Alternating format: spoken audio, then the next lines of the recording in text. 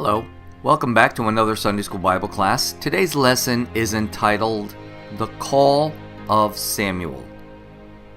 In today's lesson, we're going to see how God called a young child to work for him.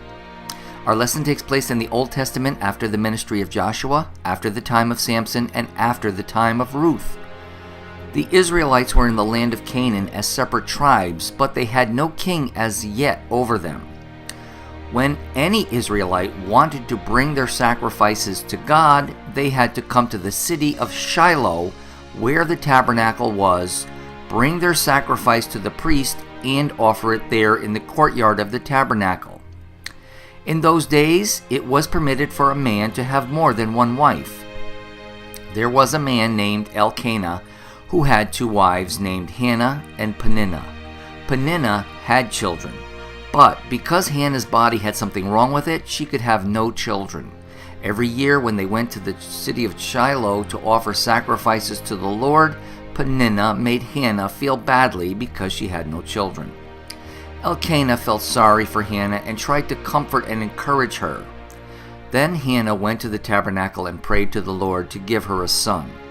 Moving only her lips, but not speaking out loud, she cried to God and made a promise that if he would give her a son, she would give the child to the Lord for the rest of his life, and he would be a Nazirite, so that he would never cut his hair.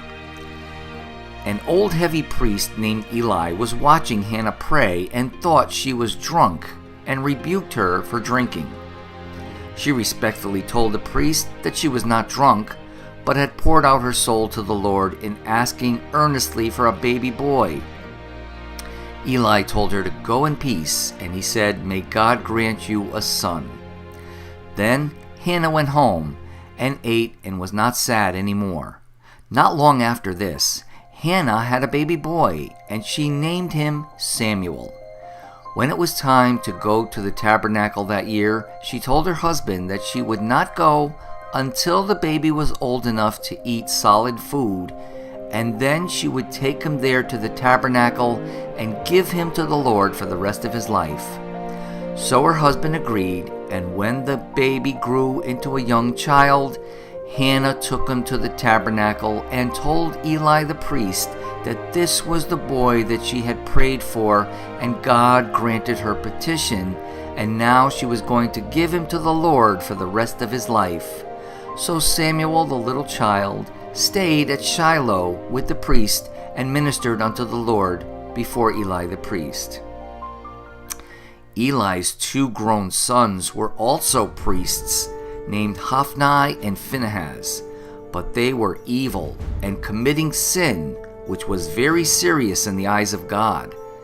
God sent a prophet to Eli, telling him that because he did not punish his sons for their sin, but honored his sons above God, they would be killed in battle, and no one in Eli's family would ever be a priest again, because they did not appreciate what a privilege it was to be a priest to God. Little Samuel, however, served the Lord before Eli faithfully and behaved himself and showed respect to Eli. God was very pleased with Samuel because he did his best for God. One night, as Samuel lay down to sleep, the Lord spoke to Samuel and called him by name. Samuel, thinking that Eli the priest called him, ran to Eli and answered, "Here am I." Eli said, "I did not call you. Go lie down again." So Samuel went back to bed. God called Samuel again, and again he ran to Eli, thinking Eli had called him. Again, Eli told him, "I did not call you. Go lie down." When this happened the third time, Eli realized that the Lord had called the child. Therefore, Eli said, "Go lie down, and when you hear him again, you should speak. Speak, Lord, for thy servant heareth." When the Lord called Samuel again, Samuel answered him, "Speak, Lord, for thy servant heareth." Then the Lord told Samuel how he was going to punish the family of Eli for the sins they committed. The next morning Samuel told Eli what the Lord told him. Eli accepted it and said, "It is the Lord, let him do what seemeth him good." Samuel grew, and the Lord was with him, and revealed himself to Samuel, and all Israel knew that Samuel was established to be a prophet of the Lord. As time passed, Samuel traveled all around Israel, teaching them the word of God. One day the Israelites were in a battle with the Philistines, and they were losing, so they brought the Ark of the Covenant into the battle, thinking it would help them. Because God was displeased with their sin, they lost the battle, and Eli's 2 sons, Hophni and Phinehas, were killed, and the Philistines took the Ark of the Covenant. When an Israelite soldier ran from the army to the tabernacle and told Eli the priest that the Ark of the Covenant was taken by the Philistines, Eli the priest fell down from his chair and died. The Philistines put the Ark of the Covenant into the temple of their god, Dagon. God began to punish the Philistines for this, and twice the statue of their god Dagon was fallen on its face and broken, while a terrible plague of disease sickened and killed many Philistines. When they sent the Ark of the Covenant to another one of their cities, the same thing happened.